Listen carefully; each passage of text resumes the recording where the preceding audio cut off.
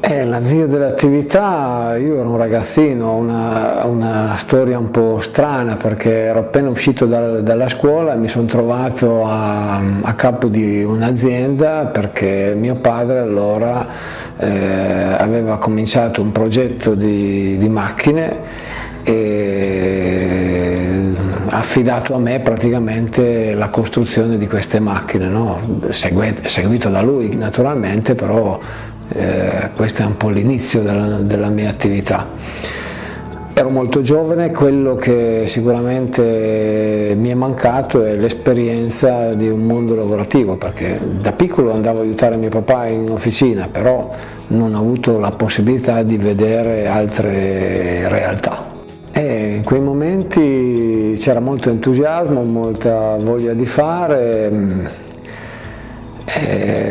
Ho subito appreso perché sono subito stato messo di fronte a una brutta realtà, una dura realtà, no? Dove le prime 50 macchine che sono state fatte per Enfasi poi hanno avuto moltissimi problemi, abbiamo dovuto riprenderle tantissime volte, quindi questo è quello che mi ha un po' temprato, no, se vogliamo. E certo che quello che ho preso di me è che se non mettevo più che coraggio, determinazione e volontà avrei fallito in sostanza. Ci sono state sia occasioni di grande entusiasmo ma anche difficoltà. Il grande entusiasmo erano dovute alla mia passione per l'arte, la mia forte motivazione nella creazione dell'impresa. I momenti di crisi sono i momenti che colgono qualsiasi persona quando deve, specialmente quando ha già un lavoro dipendente, e quindi deve passare da una mentalità tipica del dipendente, quindi diciamo non esposto in prima persona nella conduzione della propria attività che dà sopravvivenza, ma ha una mentalità di tipo imprenditoriale dove ci si espone al rischio, ci si espone all'insuccesso. In questi momenti di crisi sono stati superati strada facendo grazie al contributo del MIP che mi ha aiutato a pianificare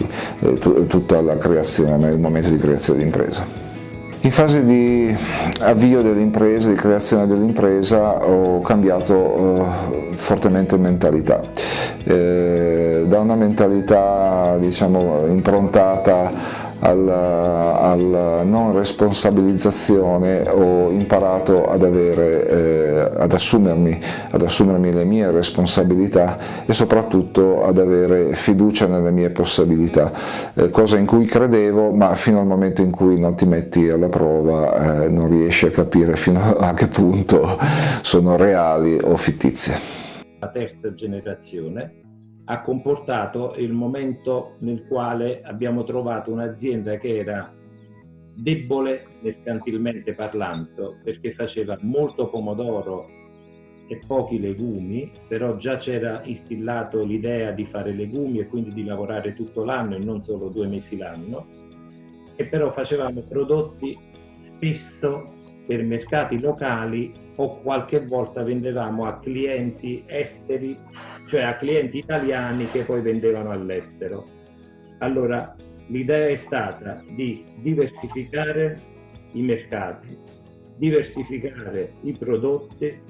e quindi razionare e scendere molto il rischio. Naturalmente tutto questo è stato fatto dalla generazione, la terza, io e mio cugino, e naturalmente col placet di chi c'era e chi aveva in mano le redini dell'azienda, quindi mio padre e mio zio, che ci hanno permesso di internazionalizzare. Quindi diciamo nella nostra generazione l'azienda è passata diciamo in 25 anni più o meno ha messo un moltiplicatore, è diventata 7 volte più grande